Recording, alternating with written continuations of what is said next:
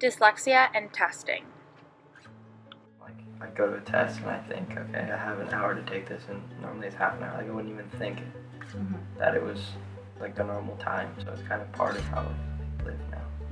Well, I think Jack's got a really positive attitude. I mean, it certainly gets frustrating when you study for a long time, you know the information, then you go into a test setting, and even though he gets more time, that helps, but it's not the same, right? Testing conditions create stress, and stress makes it harder to pull information out. Dyslexic score significantly higher on tests when given extra time and given tests orally. Dyslexics have excellent thinking skills in the areas of conceptualization, reason, imagination, and abstraction. Assessments that a student would have available to them to demonstrate their knowledge, whether it be, I can do this much more, I can do it better orally, while I'm still working on my writing and reading, but please allow me, if I don't convey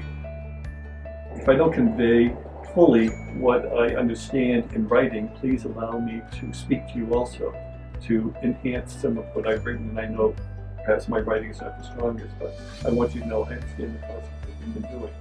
Since when I was younger, I had to be taught stuff a certain way to be able to learn it, and it was some of the stuff that even though standardized tests like test stuff from the simple stuff that you knew from way back when you're younger. So kind of that idea is I have to relearn everything, because when I was younger I wasn't necessarily taught that and retained it, because at that time I just couldn't read English. It was just a struggle for me.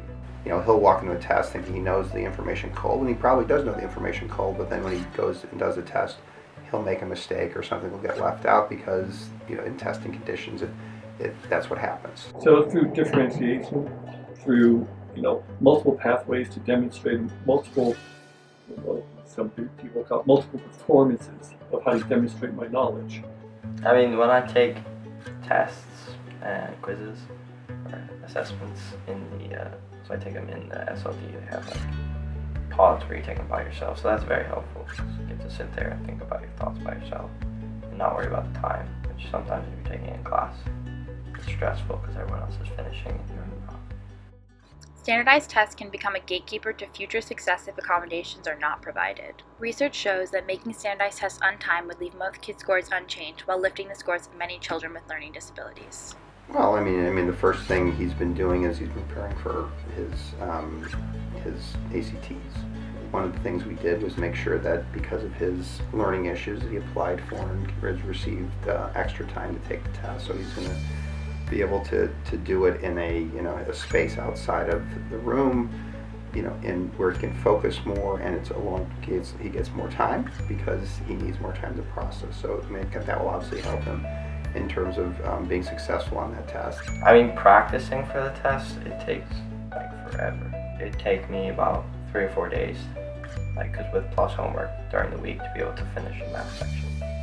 Sometimes, since I'm in school, I don't have that time, so I have to cram it in the weekend. So it's a lot harder for me to do practice and stuff. Test taking for many dyslexics can be extremely overwhelming and mentally exhausting. Without extra time, tests become a measure of dyslexic person's disability, not of his or her talents.